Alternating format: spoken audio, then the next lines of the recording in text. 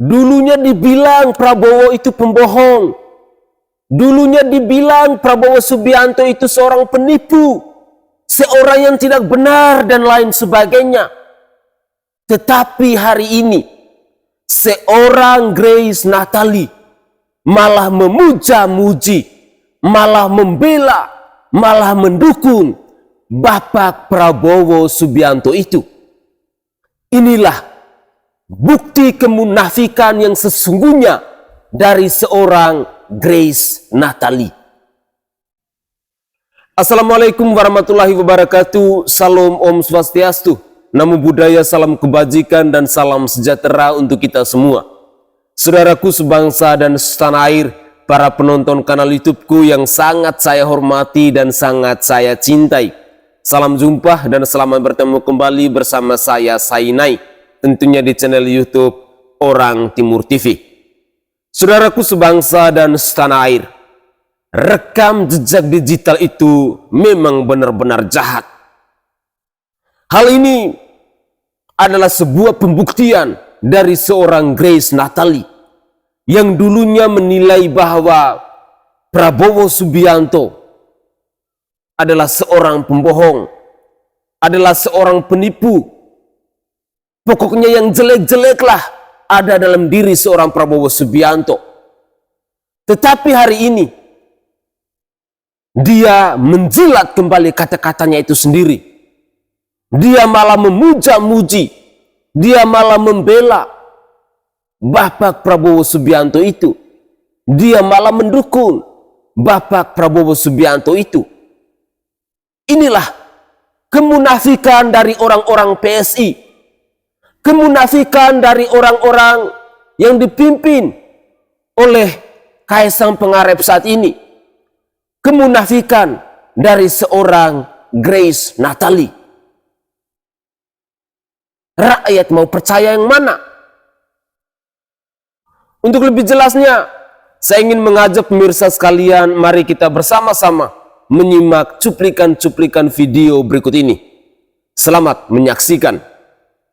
Fenomena munculnya politik yang didirikan di atas panggung kepalsuan dan kebohongan dengan narasi fitnah dan prasangka. Tontonan bernama The Prabowo Show. Dia menyebut selama 5 tahun terakhir kurang lebih 50% rakyat Indonesia tambah miskin.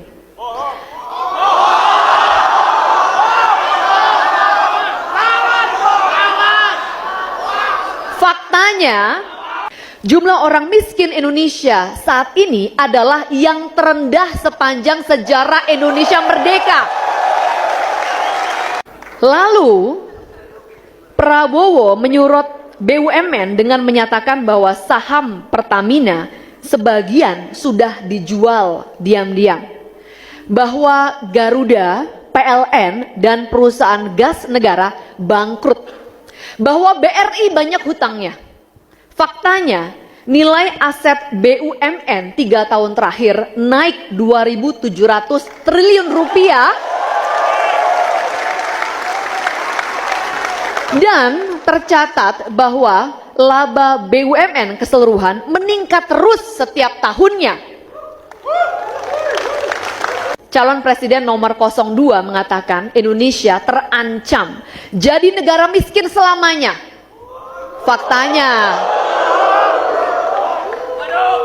Faktanya, sejak 2003 kita ini sudah masuk negara berpenghasilan menengah. Bahkan diproyeksikan akan menjadi negara berpenghasilan atas pada 2024 nanti. Bukan lagi negara miskin. Prabowo 3 kali berbohong ketika mengatakan 99% rakyat Indonesia hidupnya pas-pasan. Bahkan sangat sulit.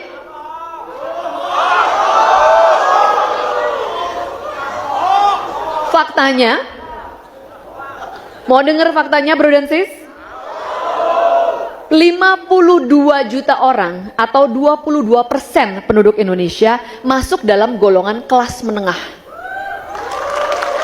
Lagi-lagi Prabowo melontarkan tuduhan palsu ketika dia menyebut bahwa indeks ketimpangan Indonesia 0,454. Faktanya, gini rasio kita berada di angka 0,389. Prabowo menyebut bahwa Indonesia adalah negara miskin, seperti Rwanda dan Haiti di Afrika. Bro dan sis, pernah dengar nggak teori terkenal tentang propaganda yang mengatakan bahwa kalau ada kebohongan yang disebutkan, diucapkan terus-menerus, lama-lama akan diterima sebagai sebuah kebenaran. Mungkin taktik ini yang sedang mereka jalankan. Udara kebebasan kita dikotori oleh hoax, sumpek banget, oleh SARA, akibat ulah para politisi yang menyebarkan kebohongan dan prasangka tanpa malu-malu dan tidak ada etika politik sama sekali. Nilai 5 yang dikasih Pak Ganjar, Bang Ciko setuju? Menteri Pertahanan. Everything is by design. Saya tahu betul lah apa yang terjadi di 02. 02 has the best money can buy strategic communication team. Ya kan? Mereka punya. Ya, jadi intinya, tapi sayangnya kalau kita bicara debat, substansi itu paling penting. Betul. Bukan hanya show. Akhirnya termasuk debat cawapres kan, Gibran itu unggul dalam strategic communication-nya. Tapi secara kalau kita kuliti substansinya salah semua yang dia ngomongin. Jadi Bang Ciko setuju nilainya intinya, 5? Setuju? Apa itu? Nilai 5 yang dikasih Pak Ganjar, Bang Ciko setuju? Menteri Pertahanan. Iya. Kira-kira sama lah. Dasarnya apa? Dasarnya Pak Prabowo, satu, dia tidak bisa menyampaikan apa-apa. Dua, MIF dia tidak bisa dicapai. Tiga, Indonesia spending against the GDP-nya terhadap pertahanan masih 0,6%. Di mana di atas 1% adalah yang standar di dunia. Nah itu satu. Yang kedua, Pak Prabowo sendiri mengakui dia underperform. Tahu nggak gimana dia cara ngakuinya? Bang Ciko, Orang mengakui underperform ketika dia memberi alasan. Dia bilang ada COVID, Bu Sri Mulyani nggak ngucurin anggaran. Itu artinya dia mengakui there is an underperformance of Kementerian Pertahanan. Jadi nggak bisa. Intinya gini, tidak ada bully-bulian. Kalau kita bicara bully, Pak Prabowo itu sehari setelahnya ngata-ngatain orang pakai huruf G ya. Pakai huruf T. Iya kan? Ini nggak ada. Jadi nggak ada bullying, nggak ada framing ya? Nggak ada framing. Dan satu lagi, sorry Grace Natali, ada 2 menit, 1 menit, dan 1 menit itu kan udah dibilangin sebelum debat. Harus siap. Kemarin saya berdebat dengan Bobby, ya Bobby dari Komisi 1. Dia bisa menjelaskan semua dalam waktu 2 menit. Saya bilang mestinya lu yang kemarin debat, bukan Pak Prabowo. Oke guys, siapa kira-kira di sini yang sebenarnya menjadi penjilat? Siapa kira-kira di sini sebenarnya yang munafik? Seorang Prabowo Subianto ataukah orang-orang PSI? Ataukah Grace Natali? Inilah yang namanya politik. Semuanya hanya demi kepentingan.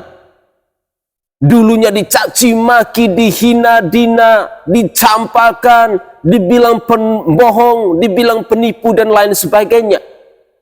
Tetapi fakta hari ini, PSI mendukung Prabowo Subianto.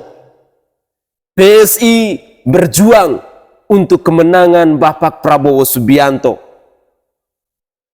Dengan demikian, kita sebagai rakyat jelata jangan mau dikibulin oleh manusia-manusia penjilat seperti ini.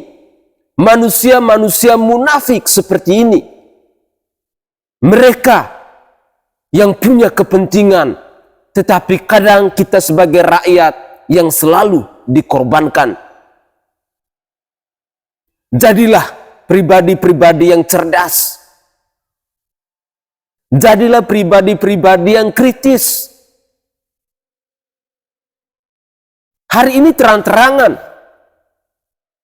partai yang dipimpin oleh putra dari Presiden Joko Widodo ini mendukung Bapak Prabowo Subianto dan Gibran Rakabuming Raka.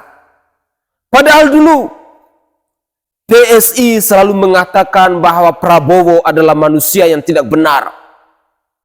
Prabowo adalah manusia pembohong. Prabowo adalah manusia penipu. data-data yang disampaikan oleh Prabowo Subianto tidak sesuai dengan fakta.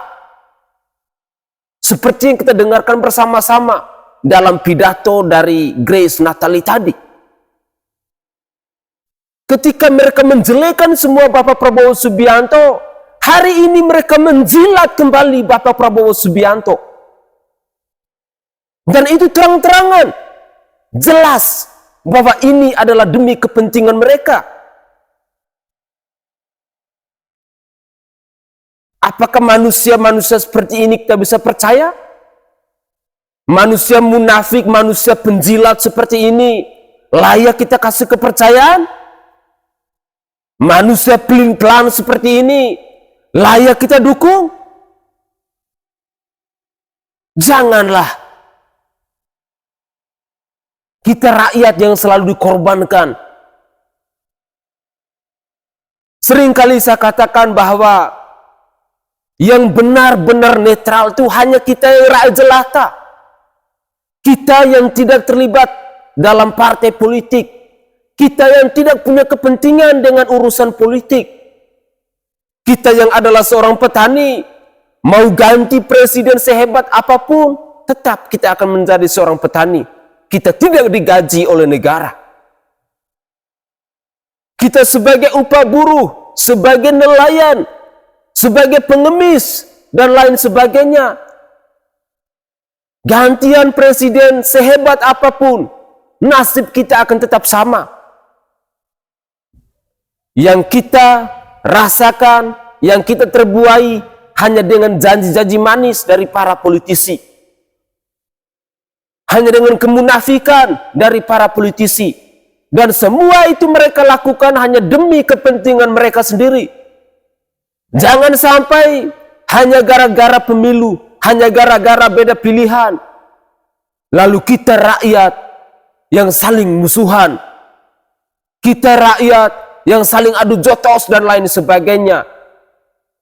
Padahal ketika mereka terpilih, mereka mungkin tidak peduli dengan engkau yang selama ini berjuang mati-matian untuk membela dan untuk menaikkan popularitas dari partai politik maupun paslon-paslon itu.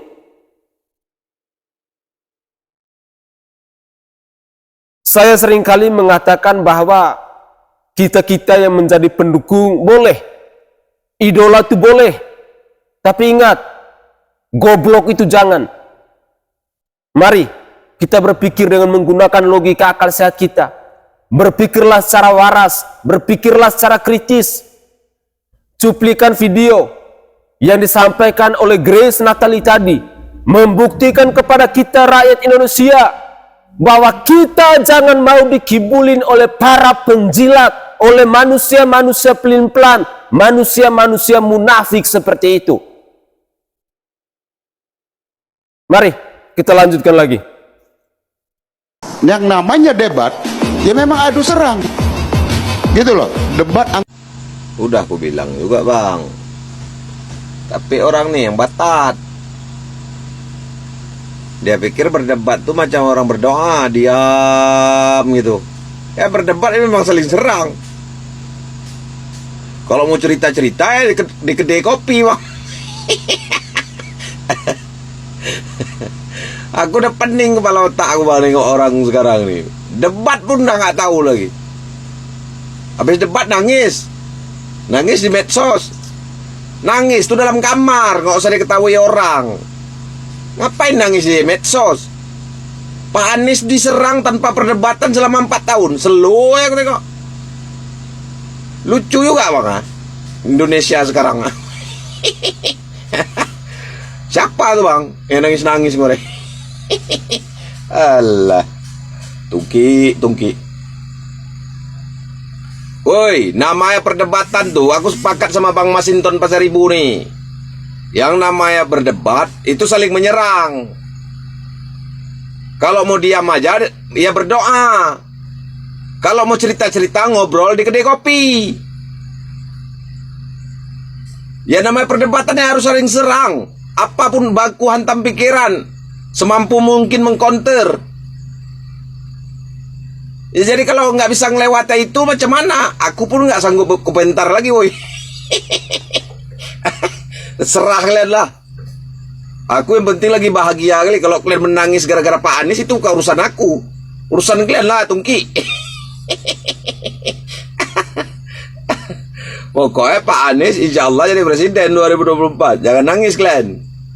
Saya dukung Pak Prabowo. Saya mati-matian akan mendukung Pak Prabowo supaya bisa menjadi Presiden Negara Republik Indonesia. Pak Prabowo didukung oleh para istimewa ulama. Bahkan guru saya di pesantren pun mendukung Pak Prabowo. Dan saya sebagai muridnya, saya juga mendukung mati-matian Pak Prabowo. Tenaga, materi, waktu saya perjuangkan buat Pak Prabowo. Sampai saya bagi-bagiin kalender, kaos ke tetangga saya, ke saudara saya. Sampai saya mengajak semua teman-teman saya buat dukung Pak Prabowo. Dinding kamar rumah saya cat dengan bendera Palestina. Karena Pak Prabowo didukung banyak para ulama yang mendukung negara Palestina. Tapi itu dulu, waktu 2019. Kalau sekarang mas saya banteng. Gimana banteng ini yang dulu menjaga Pak Jokowi? Banteng ini dulu yang mengusung Pak Jokowi, yang melindungi Pak Jokowi, yang berjuang untuk Pak Jokowi dari pitnahan-pitnahan para pendukungnya Pak Prabowo.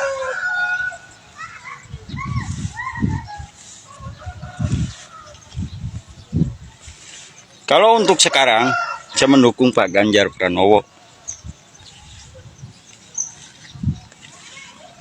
Pengalaman mengajarkan saya supaya saya lebih dewasa memilih sosok seorang pemimpin. Bukan hanya sebatas rasa cinta sehingga membuat mata hati saya buta. Bukan hanya sekedar rasa suka yang membuat akal sehat saya hilang. Sehingga saya harus membenarkan yang salah, harus menyalahkan yang benar. Ini parkir air siapa sih? Ini siapa sih yang parkir air di sini?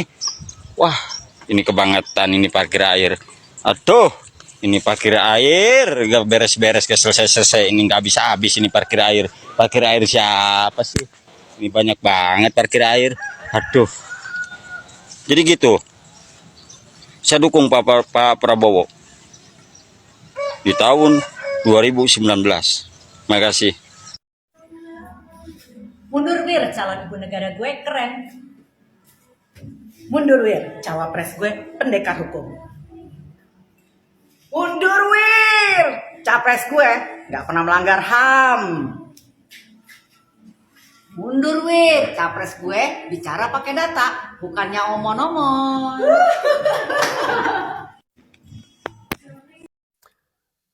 Oke guys, itu adalah cuplikan video di season kedua. Terus terang, saya sampai hari ini masih bingung dalam mendukung paslon A, B, atau C. Anies, Prabowo, ataupun Ganjar. Kenapa? Karena dari ketiga paslon ini, ketika saya secara pribadi mempelajari, tentu mereka punya kelebihan dan punya kekurangan. Ya, normatif lah, yang namanya juga manusia. Ketika kita mempelajari track record atau rekam jejak apa yang dilakukan di masa lalu oleh paslon-paslon ini. Misalnya, apa sih prestasi dari paslon 01? Anies Rashid Baswedan saat menjabat sebagai gubernur di DKI Jakarta. Begitu pula dengan Bapak Muhaimin Iskandar. Kita sebagai rakyat pasti ingin mencari, ingin memilih pemimpin yang punya track record, yang punya rekam jejak yang baik. Yang punya track record, yang punya rekam jejak yang mampu dalam mensejahterakan sebuah wilayah. Misalnya di saat Ganjar Pranowo menjadi gubernur di Jawa Tengah, seorang Ganjar Pranowo ini ada bukti atau tidak bahwa dia telah mensejahterakan masyarakat di Jawa Tengah? Ataukah seorang Gibran Raka Buming Raka saat dia menjadi wali kota di Solo, masyarakat di kota Solo itu sejahtera atau tidak? Itulah hal-hal yang harus kita pelajari sebagai rakyat yang baik. Biar bahwa ketika di tanggal 14 Februari 2024 ini, kurang lebih waktu lagi 5 mingguan, benar-benar pemimpin yang kita pilih adalah mereka-mereka yang kita sudah mempelajari kualitasnya, kemampuannya, keberanian mereka sudah dibukti nyatakan, dan lain sebagainya. Karena jujur, kita semua pasti mau mencari pemimpin yang paling baik dari yang terbaik ini.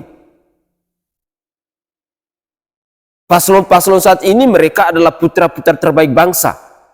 Tetapi kita hanya bisa memilih satu untuk menjadi orang nomor 1 dan nomor 2 di bangsa ini. Dalam cuplikan-cuplikan video tadi, mereka berbicara, masih berdiskusi terkait dengan mekanisme debat kemarin, terkait dengan hasil debat kemarin, yang sebagian besar mengatakan bahwa Prabowo Subianto memang tak berdaya.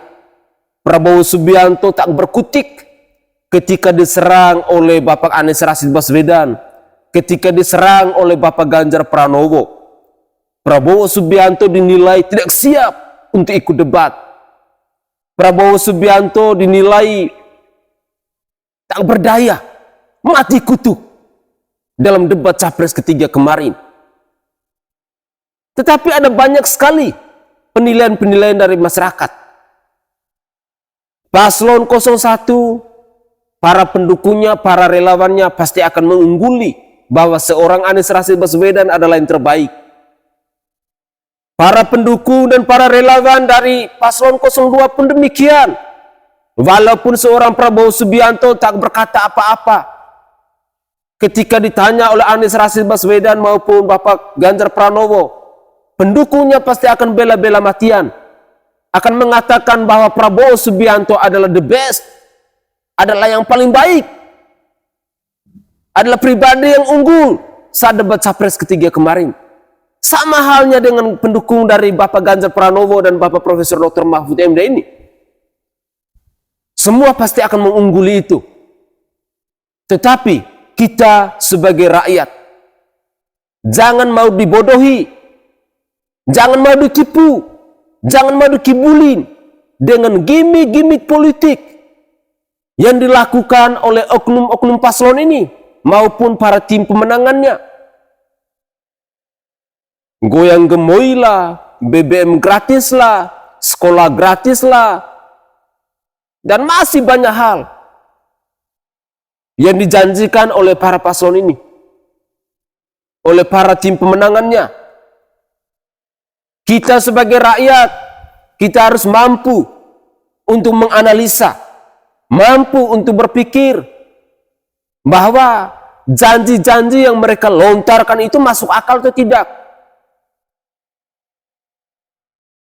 Ketika kita berpikir logika akal sehat, diterima atau tidak. Jangan sampai itu semua hanyalah cara mereka, trik mereka untuk meraih simpati dari rakyat Indonesia. Segala cara dilakukan asal mereka bisa menang.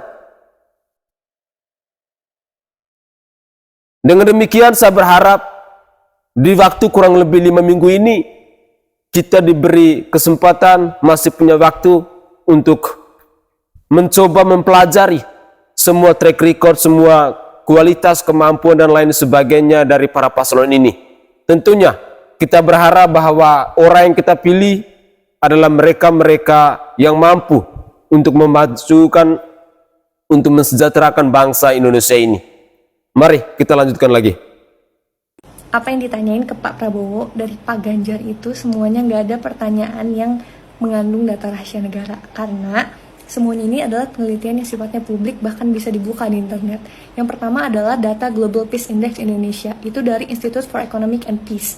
Lalu data yang kedua, Global Militarization Index Indonesia, itu dari Bonn International Center for Conflict Studies.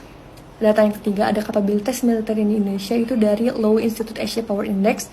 Dan data yang terakhir, anggaran pertahanan Indonesia, itu dari IAAS Military Balance Plus.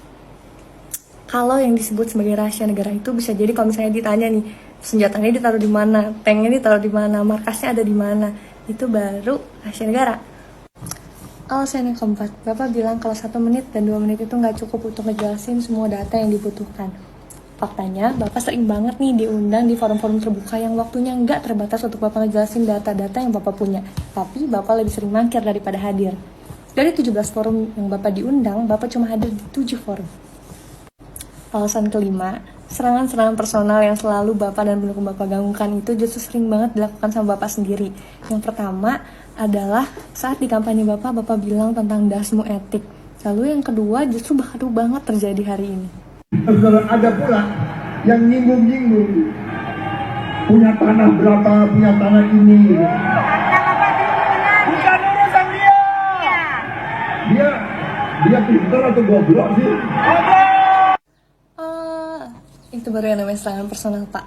Jadi lebih baik kita bijak untuk memilih ya guys, karena semua aspek kehidupan kita ini tuh ditentuin sama politik. Jangan sampai kita malah milih orang yang salah. Eliminasi yang paling buruk, jangan golput. Dan gak ada waktu yang telat untuk belajar. Walaupun lu selama ini nangisin dia, gak apa-apa. Belajar lagi. Kita punya program makan siang gratis. Artinya apa? Binatangnya kita gemukkan. Artinya apa? Membuka dunia usaha baru. Tapi sekali lagi Pak, program makan siang gratis ini adalah untuk di dalam kebun binatang. Kita punya program makan siang gratis. Artinya apa? Binatangnya kita gemukkan. Artinya apa? Membuka dunia usaha baru. Tapi sekali lagi Pak, program makan siang gratis ini adalah untuk di dalam kebun binatang. Kita punya program makan siang gratis. Artinya apa? Binatangnya kita gemukkan. Artinya apa? Membuka dunia usaha baru. Tapi sekali lagi Pak, program makan siang gratis ini adalah untuk di dalam kebun binatang. Makan siang gratis. Sorry ye. Makan siang gratis adalah program mimpi kesiangan. Sorry ye.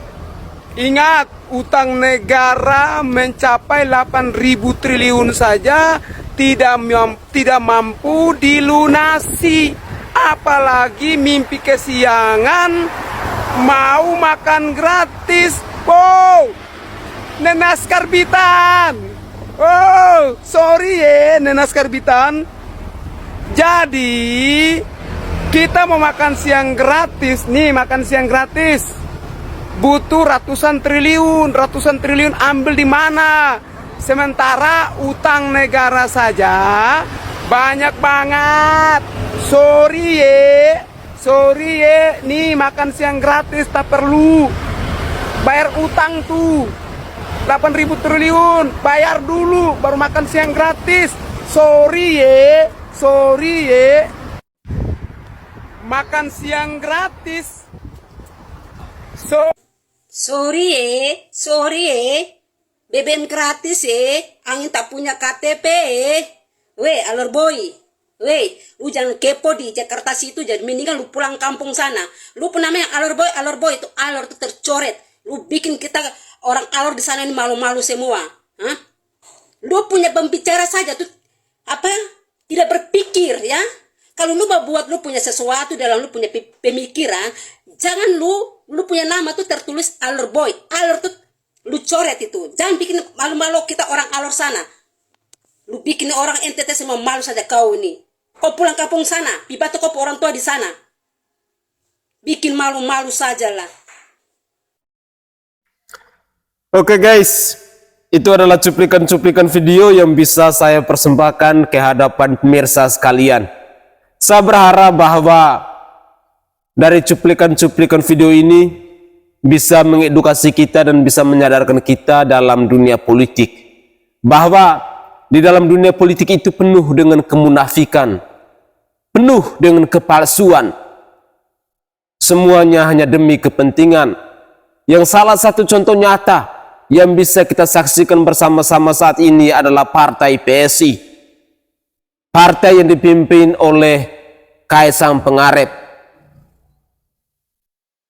Kemunafikan yang benar-benar menurut saya sangat struktur dan sistematis. Hanya demi ambisi, demi cita-cita, mereka rela untuk mendukung seorang pembohong.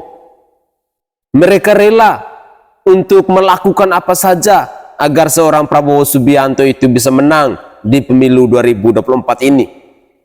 Padahal dulu Prabowo Subianto dikatain seperti apa, seperti yang diucapkan oleh Grace Natali itu. Inilah manusia-manusia munafik dan manusia-manusia penjilat yang tidak layak kita rakyat Indonesia kasih kepercayaan, yang tidak pantas bangsa ini dipimpin oleh manusia-manusia munafik, manusia-manusia pelin-pelan yang tidak jelas seperti ini. Isodele sore tempe adalah manusia-manusia yang contohnya seperti Grace Natali ini. Ya, begitulah fakta dan fenomena politik. Semuanya hanya demi kepentingan. Dengan demikian, semoga saja kita yang rakyat Indonesia ini, mari kita gunakan logika akal sehat kita. Jangan sampai kita selalu dikorbankan hanya gara-gara ambisi dari sekelompok orang yang punya nafsu untuk berkuasa di bangsa ini. Semoga saja kita rakyat Indonesia semakin hari semakin mengerucut dalam memilih pemimpin di bangsa ini di tanggal 14 Februari tahun 2024. Pilihlah pemimpin yang berkualitas, pemimpin yang benar-benar dia berani, pemimpin yang benar-benar track recordnya itu bagus, pemimpin yang benar-benar merakyat, dan pemimpin yang benar-benar dia punya niat untuk membangun, untuk mensejahterakan bangsa dan negara ini. Begitulah kira-kira. Saya Sainai dari Provinsi Nusa Tenggara Timur. Saatnya kita yang rakyat jelata harus berani untuk bersuara. Salam hormat, salam NKRI, dan salam Pancasila untuk kita semua. Tetaplah semangat dan jangan lupa untuk selalu berpikir waras.